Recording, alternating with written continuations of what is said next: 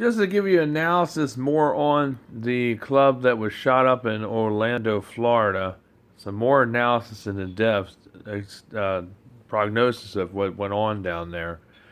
As of to date, we know that 49 people were killed at this club called the Pulse. It was a gay bar where lesbians and gays went in there to meet, to drink and to intermingle and to discuss. And even regular straight people went there probably to check it out too. But we know that this club was shot up by one gunman who was on drugs, psychotropic drugs, just like all the other ones. And we know of all the shootings. See, that's something they don't talk about.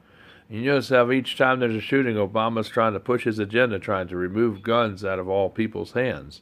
Some people say, no, that's not what he's doing. He's just doing just only doing it for just mentally unstable people. No, he's doing it for all the people. You gotta listen. You gotta open your eyes and your ears and close your mouth, because the agenda is to take away people's guns from everyone, and that's what they're pushing. It's not just for the disabled who are mentally off. No, it's for everybody, buddy. It's for everybody. So you keep smoking that joint, keep believing that, and you'll find what I'm talking about. You'll find it out here real shortly. So, it's just like that guy said in Texas at a rally that Mr. Jones was at. He said, well, there's a guy up there saying, about anti-guns. He said, well, you keep that sign because, in the future here soon, that sign's going to be true about banning guns. So that's the agenda, people. And if you can't pick it up because you got your nose somewhere where, in the clouds or somewhere, then you're not going to connect the dots, because some of you all are in the clouds. You think this stuff won't happen here, but it's going to happen here, folks. It's just a matter of time. That's what this agenda is about. We're going to make a big deal about this gay bar, and it's horrible what happened there. It's tragic, but those people are living a lifestyle that God does not appreciate, and it's a lifestyle that God does not tolerate. So some of that stuff that happened there might have been some of His wrath through this one deranged individual. But then again, it's really weird how it was one gunman with a high-powered weapon going into a bar / club where these gays would often intermingle to meet, and, to pick up people and to take back and do whatever they do with them, to keep doing their lifestyle. It's definitely blasphemous. It's definitely not blasphemous, but it's definitely an abomination to God. But the thing is, everybody makes a big deal about this, like, oh, the gays, sorry, what happened? Well, to me, the way I look at it is some of the stuff they bring on themselves because they're doing something that they shouldn't be doing anyway. And people could say, how dare he say that because he's insensitive? No, it's how I feel because that's what the Bible teaches in it. When you look at the Bible, it doesn't say anything different for gays as it says for straights. It says the same thing to everybody. It's just whether you're listening to it and reading it right or not, or twisting it to make it meet your agenda, which is what a lot of gay people do. They'll twist verses around to make it meet their agenda. But, we live, the Bible has the same message in there for everyone, and we have to follow it. And if you're not following it, well, you're just not going to be there with God, because God's not going to accept gays in heaven. That might work here to tolerate people, but, real Christians don't have to accept gays, but they do it out of toleration so they don't have their business destroyed. But really, the government should have no place in that, because that should be really up to the person whether to accept gays in their organization or business or not. And that's not being hateful or being racist. That's their bias. That's called freedom of speech. It's freedom of their expression. It's freedom of what they think. If they don't want gays in their establishment, then they don't have to have them in there. There should not be no government oversight to have anything to do with that one way or another. I don't know what's happened with this country. It's just a lot of things are going out, and Obama keeps pushing his anti-gun agenda for everybody, taking everybody's guns away. I'm telling you, it's coming. And it's going to happen all over this country. That's why they're pushing through this legislation. I mean, they got this bill that Mr. McCain or Biden has this bill that was already filled out, and nobody got to see this bill, and they just rammed it last week on the floor last Friday at the General Assembly, and the American people didn't have no chance to look at it or view it or even discuss about it. They just went ahead and did it like they've already talked to us and just wanted to push it through. And Obama, he's happy about that because he was disappointed in them because he wasn't getting his agenda. But there's still a lot of opposition, which is good because And there's a lot of mutiny is going on in the government right now because they want to disarm the American people, and that's going to cause a lot of backlash. You start going around taking people's guns away, it's going to be a big problem in a lot of areas. Maybe some areas there won't be, but in a lot of areas more so there will be. And the areas where people really have guns and really appreciate their gun and really understand it, why they have them. It's not just for sportsmanship or for hunting. It's for protection. That's what the Constitution says. Just what they've done is they changed or ratified or changed everything in the Constitution and made this other Constitution where they don't think you have any rights. And that's what they're trying to say so much, with the way they're saying these things. And, like we said, 49 people were killed and 53 people were injured. That's the number that we have from all the news. I'm sure everybody knows this by now if you haven't been in a cave or under a rock somewhere. But that's what's happened. One man went in there. Some people were spreading out this theory that there was another shooter that shot up the place, but really, no, there was one deranged man who was on psychotropic drugs that went in there and shot up the bar, and killed those people. And yeah, what they were doing was wrong, but he had no right to do that heinous terrorist, because it's a heinous terrorist and hateful act.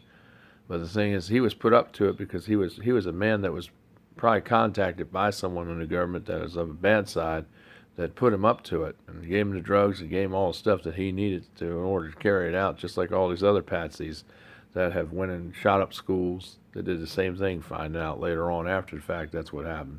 Same thing has happened here. Where he had extra money and where he had, the extra, the ammo and all the things he needed, that's what's finding out what he had too, because it was provided by somebody, a provocateur in the government, or it was provided by this ISIS group that he announced himself on 911 to, and that he claimed to be in or supportive or in cahoots with in these terrorist-like cell organizations that are in America. Where these people, a lot of young people are angry and they're sick. There's some of them mentally sick, disturbed individuals.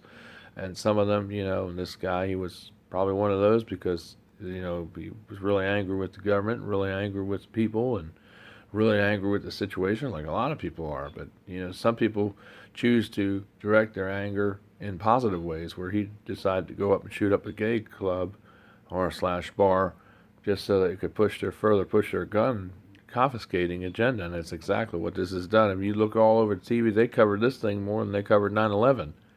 The gay shooting. I've never seen so much coverage in my whole entire life. This is so crazy. But they've covered that more so than anything else, and it just is weird. When the media is covering something like that, this frenzy that's going on, that there's more to this, and that's what it is, to take away everybody's guns. You know who's going to have the guns, though, when they take ours away? The criminals, and also the government, the police. But we won't have them.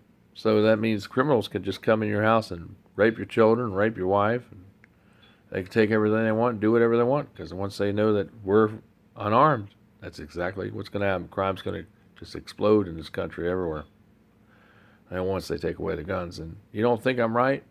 You better think again. That's why we need to make sure we don't let this come to reality, because we need guns for protection. If people in that bar had guns in that bar, they could have stopped that deranged man and just shot him in the head with one bullet. And all the people that were gay, even though they live in that, blasphemous type of sinful lifestyle, would have still been living today if someone was in there with a firearm, other than just that deranged, sick individual who's mentally sick and deranged. But somebody could have just took him out with one bullet to the head. That's it.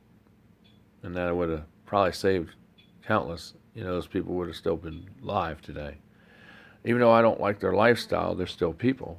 I do love them as a person, but I don't love their behavior or their lifestyle. And that's what Jesus would say. Because we have to love all people, but doesn't mean we accept their lifestyle. That's not what Jesus said. Jesus said to witness to them and to help them, but not to hate them, but hate their sin, but don't hate them as a person, because they're still a person, they have a soul, and there's still an opportunity to save them. And so a lot of this stuff, why it's gotten the way it is, like I said in the first analysis, is because the spiritual condition in this country has gone supernova, or it's definitely dwarfed.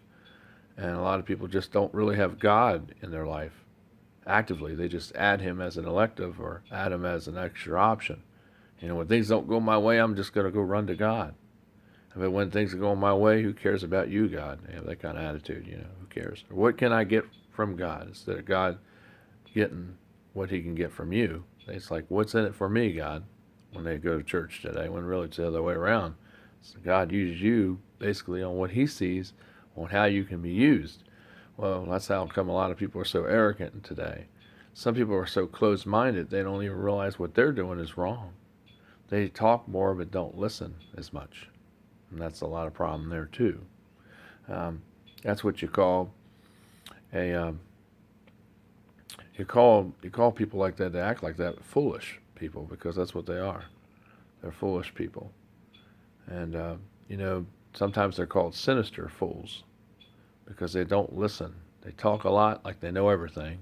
Battery level is 80%. But they really don't, because nobody does. Even I don't. But they don't listen. So that's why they get what they reap what they sow, because they don't never listen to what God's saying when He's speaking right to them about in so many ways and things. They just tune Him out altogether, and that's why they get robbed of blessings and potential, and why their families don't get blessed, or why individuals don't get blessed. God says, "Believe in Me, you be My people, and I'll simply be your God." That's the whole theme of the whole Bible.